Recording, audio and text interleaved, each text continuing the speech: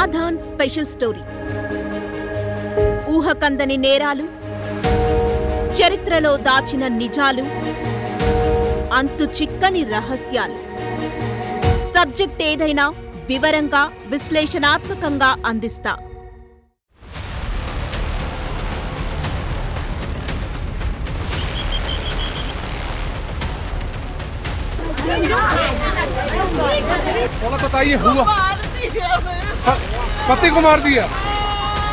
ఈ రోజు నేను మీతో ఏం మాట్లాడబోతున్నానో ఈ పాటికి మీకు అర్థమై ఉంటుంది. ఇది ఖచ్చితంగా ప్రతి భారతీయుడి మనసును కదిలిస్తుంది, గుండె ఆవేదనతో బద్దలయ్యేలా చేస్తుంది. కాశ్మీర్ అదొక భూతల స్వర్గం.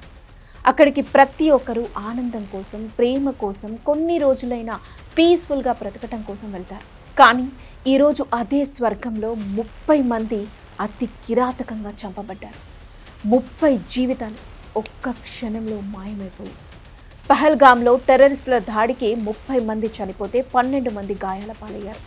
ఈ మొత్తం ఘటనలో గుండె పగిలిపోయే విషయం ఏంటో తెలుసా? ఇదంతా ఒక మతాన్ని టార్గెట్ చేసుకుని జరిగినది. मेरा पति साइड में था, एक इंसान आया, उसने उसको गोली मार दी। यहाँ पे उसने बोला कि ये शायद मुस्लिम नहीं है, उसने उसको गोली मार दी। नहीं, यहाँ पे उसने बोला कि ये शायद मुस्लिम नहीं है, उसने उसको गोली मार दी। नहीं। టూరిస్టుల ఐడెంటిటీలు చెక్ చేసి మరీ చంపేసిన అతి దారుణమైన సంఘటన ఇది. ఈ వీడియోలో మనం అన్నీ మాట్లాడుకుందాం. అసలు దాడి ఎలా జరిగింది, ఎందుకు జరిగింది, అసలు ఇప్పుడే ఎందుకు చేశారు. ఇక్కడ మీకు విషయం చెప్పాలి. మోదీ ఖచ్చితంగా చూస్తూ కూర్చోడు, ఆల్రెడీ రివెంజ్ ప్లాన్ చేస్తున్నాడు. కాదు, ఆల్రెడీ మొదలైపోయింది. ఏరివేత, ఊచకోత, దాని గురించి ఖచ్చితంగా మాట్లాడుకుందాం. పహల్గామ్ అంటేనే అదొక అందమైన ప్రాంతం. ఆ చిత్రం మన కళ్ళ ముందు కనిపిస్తుంది. ఆ పచ్చని లోయలు, ఆ మంచు పర్వతాలు, ఆ ప్రకృతి అందాలు, భూతల స్వర్గం అంటారే, ఆల్మోస్ట్ అలానే ఉంటుంది ఈ పహల్గామ్. అందులో బైసరాన్ వ్యాలీ. అలాంటి ఆ స్వర్గలోకానికి కొత్తగా పెళ్ళైన జంటలు, కొందరు ప్రశాంతత కోసం, మరికొందరు ట్రెక్కింగ్ కోసం, కొన్నాళ్ళైనా ఇక్కడ హ్యాపీగా గడిపేద్దామని, ఆనందంగా గడపటానికి అలా వస్తూ ఉంటారు. ఒక జంట అయితే వాళ్ళు కలిసి కొత్త జీవితాన్ని ప్రారంభించారు. అక్కడ కొత్త జీవితాన్ని ప్రారంభించేందుకు బైసరన్ వ్యాలీలో అడుగుపెట్టారు. ఒక కపుల్ సరదాగా గడపటానికి హాలిడేకి వచ్చారు. ఇక ఒక ఐబీ ఆఫీసర్, ఒక నావెల్ ఆఫీసర్ కొంతలో కొంతైనా ప్రశాంతత కోసం అక్కడికి వచ్చారు. ఇలా ఎంతోమంది హాలిడే ఎంజాయ్ చేస్తున్నారు. కానీ ఒకే ఒక్క క్షణంలో మొత్తం మారిపోయింది. వాళ్ళ జీవితాలు చీకటిలోకి వెళ్ళిపోయాయి.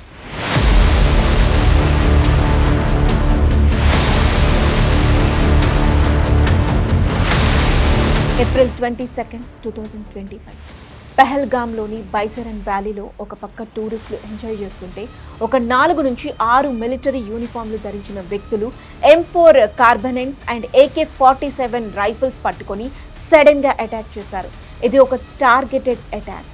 ఇప్పుడు బైసరన్ వ్యాలీ అనేది కేవలం కాలినడకన లేదా గుర్రాలపై మాత్రం చేరుకోగలే రిమోట్ ఏరియా. దట్టమైన అడవులతో ఉంటుంది అక్కడ.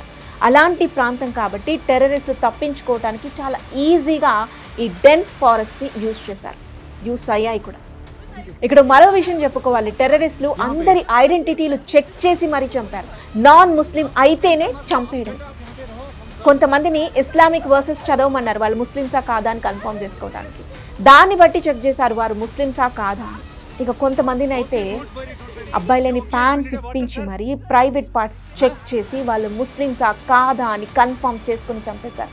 30 మంది, అవును 30 మంది ప్రాణం కోల్పోయారు. వాళ్ళలో నేవీ ఆఫీసర్, ఒక ఐబీ ఆఫీసర్ కూడా ఉన్నారు.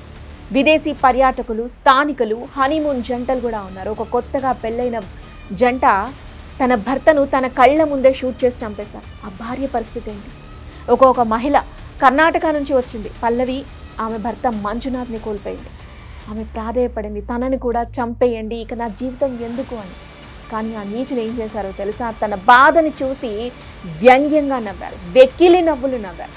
వెళ్ళి మోదీకి చెప్పుకోపో అని అన్నారు. మోదీ ఊరుకుంటాడా? 2019 తర్వాత కాశ్మీర్లో జరిగిన అతి పెద్ద దాడి ఇది. 2019 పుల్వామా దాడి తర్వాత అంతకు మించి దారుణంగా జరిగిన ఘటన ఇది.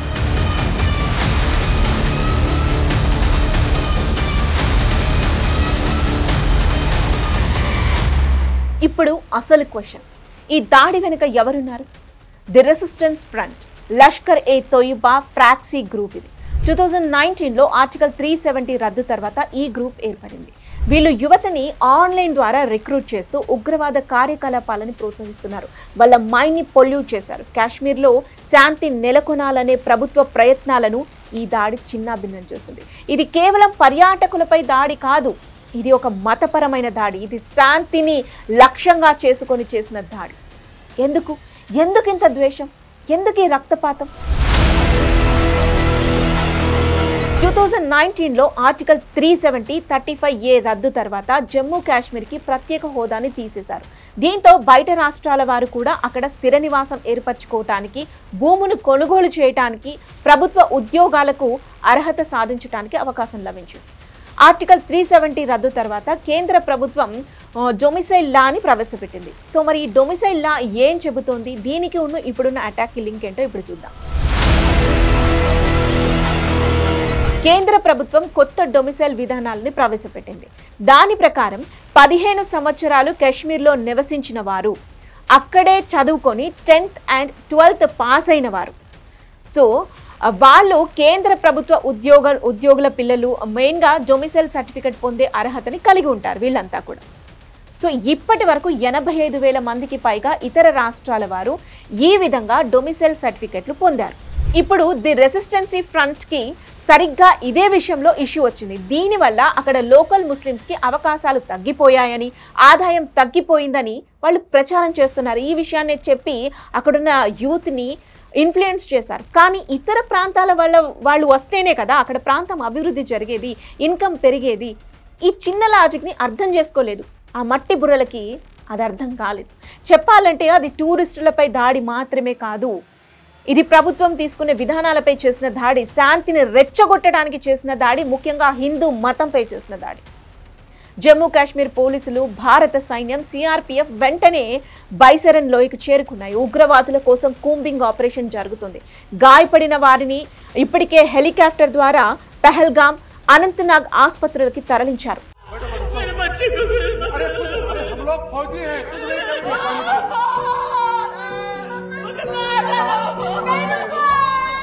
ఇలాంటి ఘటనలు ఇది మొదటిసారి కాదు, గతంలో కూడా జరిగాయి. ఫిబ్రవరి 14, 2019 పుల్వామాలో జైషే మొహమ్మద్ ఉగ్రవాద సంస్థ చేసిన ఆత్మాహుతి దాడిలో 40 మంది సిఆర్పిఎఫ్ జవాన్లు మరణించారు. ఇది ఈ మధ్య కాలంలో జరిగినటువంటి అత్యంత ఘోరమైన దాడుల్లో ఒకటిగా చెప్పాలి. ఆ తర్వాత నిన్న జరిగింది. ఈ దాడి దేశవ్యాప్తంగా ఆగ్రహాన్ని రేకెత్తించింది. దీని తర్వాత భారత వైమానిక దళం పాకిస్తాన్లోని బాలాకోట్లో ఉగ్రవాద శిబిరాలపై దాడులు చేసింది. జూలై 10, 2017 అనంతనాగ్ జిల్లాలో అమర్నాథ్ యాత్రికులపై ఉగ్రవాదులు దాడి చేశారు. ఈ దాడిలో 8 మంది యాత్రికులు మరణించారు, 19 మంది గాయపడ్డారు. ఈ దాడి కూడా లష్కర్ ఏ తొయిబా చేసినట్లుగా తెలిసింది. ఈ దాడి యాత్రికులను లక్ష్యంగా చేసుకోవటం వల్ల దేశవ్యాప్తంగా ఆందోళనలు రేకెత్తించాయి. సెప్టెంబర్ 18, 2016 ఉరీలోని ఆర్మీ క్యాంపుపై జరిగిన దాడిలో 19 మంది భారత సైనికులు మరణించారు. ఈ దాడిని జైషే మహమ్మద్ ఉగ్రవాదులు చేశారు. ఈ సంఘటన తర్వాత భారత సైన్యం పాకిస్తాన్ ఆక్రమిత కాశ్మీర్లో సర్జికల్ స్ట్రైకులు చేసింది. ఆగస్టు 2002లో పహల్గామ్లో అమర్నాథ్ యాత్రికులపై ఉగ్రవాదులు దాడి చేశారు. దీనిలో 9 మంది మరణించారు, 30 మందికి పైగా గాయపడ్డారు. ఈ దాడి కూడా పర్యాటక యాత్రా స్థలాలను లక్ష్యంగా చేసుకొని చేసినటువంటి అటాక్స్. మరి ఇప్పుడు ఏం జరుగుతుంది అనేది కూడా మనం చూద్దాం. మోదీ అయితే ఊరికే కూర్చోడు, ఆల్రెడీ మోదీ ఆన్ డ్యూటీ అని చెప్తాను నేను. మోదీ, అమిత్ షా దిగారు రంగంలోకి. సౌదీ అరేబియా ట్రిప్ నుంచి హుటాహుటిన వచ్చేసారు మోదీ. అమిత్ షా పహల్గామ్కి కూడా వెళ్ళిపోయాడు. ఈ వీడియో మీరు చూసే టైంకే already Modi CCS meeting complete అయి ఉంటుంది. ప్లాన్ ఆఫ్ యాక్షన్ సిద్ధంగా ఉంటుంది. National security advisor Ajit Doval తన ప్లాన్ని ఇంప్లిమెంట్ చేయడానికి రెడీగా ఉన్నారు. ఇప్పటికే సిచ్యువేషన్ని అనలైజ్ చేస్తూనే ఉన్నారు. సర్జికల్ స్ట్రైక్స్ జరుగుతాయా అన్న డౌట్ కూడా ఉంది. డెఫినెట్గా జరుగుతుంది అని అంటాను నేనైతే. పుల్వామా, ఉరీ టైప్ రివెంజ్ అటాక్ని మనం ఎక్స్పెక్ట్ చేయొచ్చు. External affairs minister S Jaishankar diplomatic ఫ్రంట్లో ఫుల్ యాక్టివ్గా ఉన్నారు. వరల్డ్ లీడర్స్తో కోఆర్డినేషన్ చేస్తున్నారు. దాడిని కండెమ్ చేస్తూ ఇంటర్నేషనల్ సపోర్ట్ గ్యాదర్ చేస్తున్నారు ఆయన. యుఎస్ ప్రెసిడెంట్ డొనాల్డ్ ట్రంప్ వెంటనే మోడీతో ఫోన్లో మాట్లాడారు. డీప్లీ డిస్టర్బింగ్ అని దాడిని కండెమ్ చేశారు ఆయన. యుఎస్ ఫుల్ సపోర్ట్ ఇస్తుందని చెప్పాడు. స్పెషల్గా దోషులను జస్టిస్ ముందుకు తీసుకొచ్చేందుకు ట్రూత్ విషయంలో పోస్ట్ కూడా చేశారు ఆయన. The United states stands strong with India against terrorism అని అన్నారు ట్రంప్. సో ఇక్కడ మనకి ట్రంప్ సపోర్ట్ వచ్చేసినట్టే. ఇక రష్యన్ ప్రెసిడెంట్ పుతిన్ కూడా దాడిని గట్టిగా కండెమ్ చేశారు. ఇండియాతో సాలిడారిటీ ఎక్స్ప్రెస్ చేశాడు.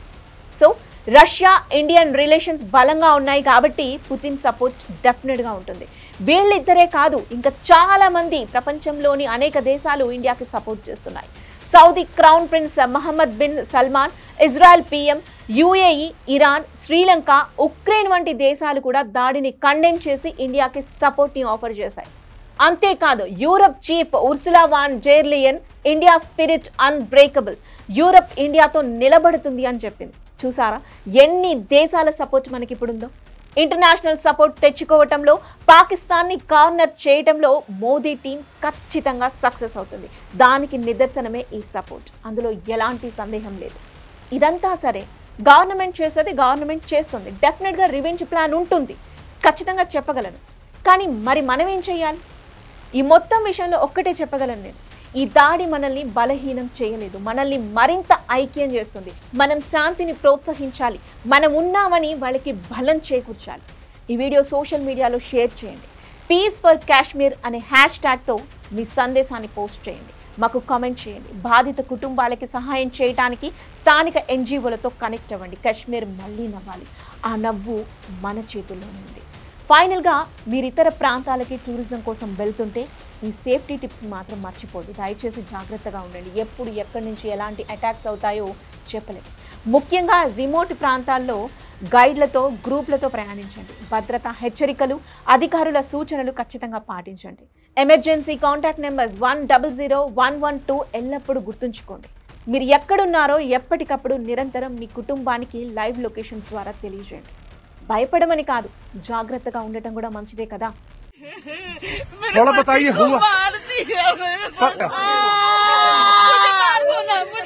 नहीं बेटा शांत रहो।